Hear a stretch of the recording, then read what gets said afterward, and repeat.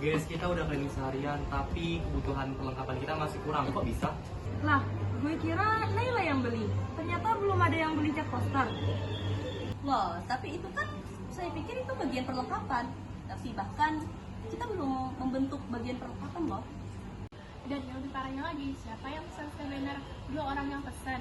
Jadinya kita memiliki 2 banner kembar yang harga nggak murah ya loh. Aduh, jadi kita selama ini kerja asal ambil alih aja, tanpa siapa tahu yang bertanggung jawab. Iya, saya juga sampai salah bikin jadwal karena saya nggak tahu tuh siapa yang megang setiap divisi. Dan anak-anak panitia lainnya bingung lapor ke siapa. Semua tanya ke saya, ke Selo, ke Nisa. Dan pada akhirnya jadi tumpang tindih deh. Ya, kalau begini terus acara bisa gagal ya loh. Ya udah, besok kita rapat untuk nyelesain ini semua. Oke.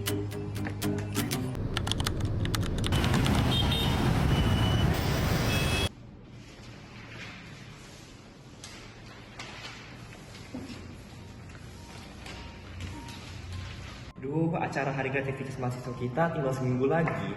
Tapi lihat, laporan kita, semua usaha kita masih berantakan. Karena semuanya kerja sendiri-sendiri. Bahkan yang memegang bagian perlengkapan saja belum jelas. Pengeluaran juga kacau. Semuanya belanja sendiri-sendiri tanpa lapor pada saya. Jadi ini semua karena kita gak punya struktur organisasi yang jelas.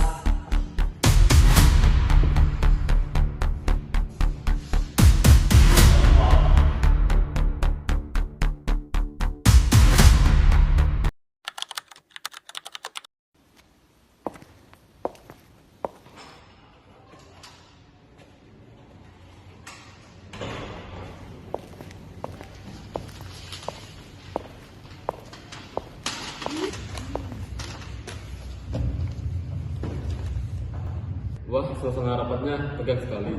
Ada masalah apa? Pak, kami semuanya udah kerja keras di sini, tapi kalau dilihat dari hasilnya masih berantakan, kayak gak ada arah gitu, Pak. Berarti kalian belum punya sistem pengorganisasian yang baik. Maksud Bapak, sistem perorganisasian itu seperti apa? Jadi gini Nela, pengorganisasian itu proses membagi tugas. Dan itu ada menentukan wewenang dan membuat struktur agar kerjasama tim kalian lebih efisien. Tanpa struktur, kerjasama tim kalian akan tumpang tindih. Jadi kami harus buat bagian atau pembagian peran dulu ya Pak? Betul sekali apa yang kamu bilang Cici. Struktur organisasi itu ibarat kata peta jalan. Tanpa itu kalian hanya berjalan tanpa arah.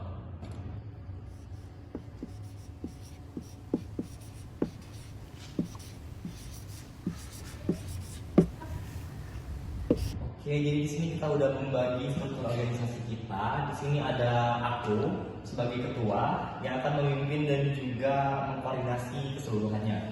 Lalu ada Naila sebagai wakil ketua. Nah, Naila akan fokus pada penguasaan kerja. Lalu ada Anissa, nanti kamu bakal jadi sekretaris, bakal membuat tim urusan administrasi, surat dan juga pengantaran suratnya. Ada dan juga terakhir ada Vivi, kamu sebagai bendahara akan nagih uang dan juga ngelaporin uang-uang yang akan masuk. Bagus, tapi kita juga butuh sistem laporan juga. Setiap sore kita harus kirim laporan perkembangan ke Nisa.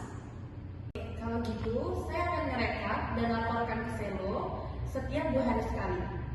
Dan semua pembelian atau pengeluaran harus lewat saya ya, biar nggak ada timpang tindih lagi.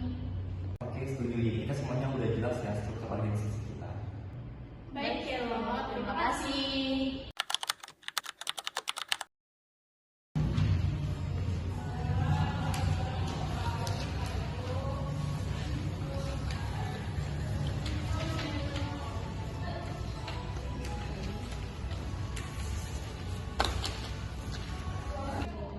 Semua bagian sudah berjalan.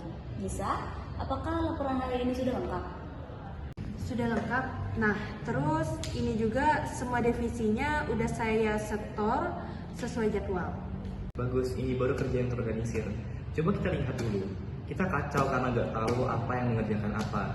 Sekarang udah lancar.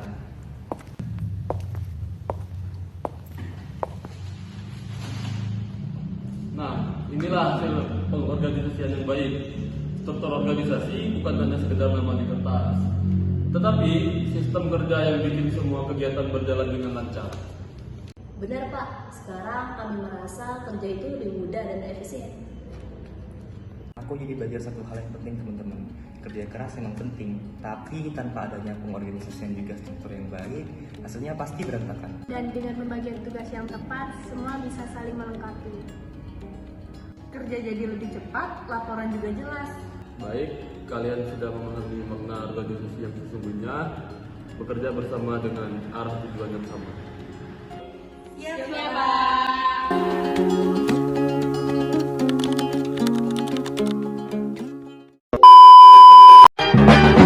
One is the loneliest number that you'll